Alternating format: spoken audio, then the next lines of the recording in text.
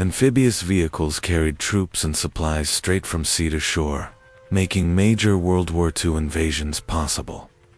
Here's a complete list of those vehicles. First up, United States GMC DUKW.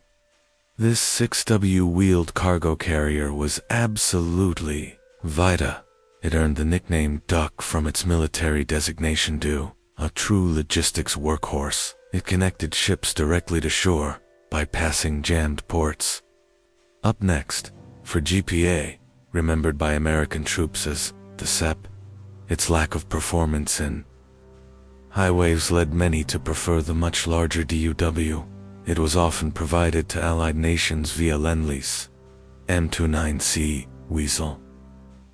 Originally conceived for snow travel, this small tracked carrier proved excellent in swamps and mud. The C variant added flotation tanks, making it fully amphibious and incredibly versatile. Now, this is the LVT-1, the ancestor of all American landing vehicles tracked, or LVTs. It was first used at Guadalcanal, primarily intended for carrying supplies. Its armored protection was minimal. LVT-2, an improvement over the LVT-1, featuring a better suspension system. This made it faster and more reliable over rough terrain both on land and in the water. Then LVT-3, known as the Bushmaster. This design moved the engine forward, creating a huge ramp at the rear.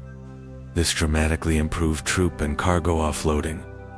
Under fire, LVT, for perhaps the most mass-produced LVT variant. It also utilized the stern ramp design introduced in the Missine.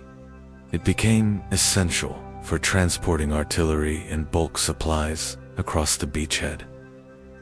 The next one, LVT-1, the first fully armored version of the LVT, used as a close support fire vehicle. The A stands for armored. It mounted a 37mm gun turret, LVT-4, a major firepower upgrade. Instead of the smaller gun, it mounted a powerful 75mm howitzer.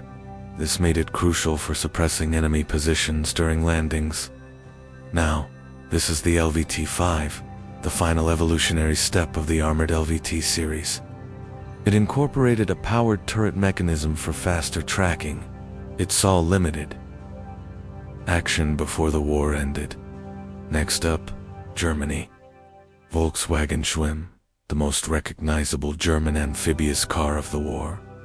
Based on the Volkswagen Beetle chassis, it used a small propeller at the rear for water propulsion. SSG-6. It was used primarily by engineer units and police forces. Land was a Schlier, translated literally as land-water tractor. This massive unarmored German vehicle was designed to tow barges from water onto the shore. It was slow but powerful. Next on the list is Japan Type 2 Ki, the Imperial Japanese Navy's most common amphibious tank. It featured large detachable pontoons for buoyancy. These could be discarded once the tank reached the beach.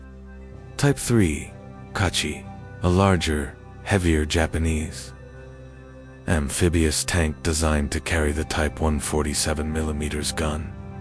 It was developed late in the war and saw very limited use. Type 4 K2. This highly unique Japanese design was actually an amphibious transport vehicle. It had a submersible hull and was intended for fast supply runs. It could also carry torpedoes. Toyota Tsuki, a Japanese experimental amphibious truck developed by Toyota. It was intended for transporting troops and supplies across island chains. Few were actually completed. Moving on to United Kingdom. Sherman 1000, the most famous duplex drive tank used by Allied forces. It used large canvas flotation screens and propellers to swim ashore, a critical component for the D-Day landings. Valentine 1000. The British initially adapted the older Valentine tank chassis for duplex drive technology, or DD. It served as a swimming tank trainer before the heavier Sherman model took over combat roles. Terrapin Mark I, a massive unusual British amphibious truck. It featured 8 driven wheels and 2 engines. It could carry a phenomenal amount of cargo, though its handling was notoriously difficult. Finishing off with Soviet Union T-37A, an early Soviet light amphibious tank from the pre-war era. It was thinly armored and intended for reconnaissance and communications tasks. Many were lost early in the war. T-38, an improvement on the earlier T-37A. This Soviet tank featured a slightly wider hull, which increased its stability in the water. It was still only lightly armed. Then T-40, the final most successful Soviet light amphibious tank of the immediate pre-war period. It was better protected and featured a modern turret. It served crucial roles in the defense of Moscow.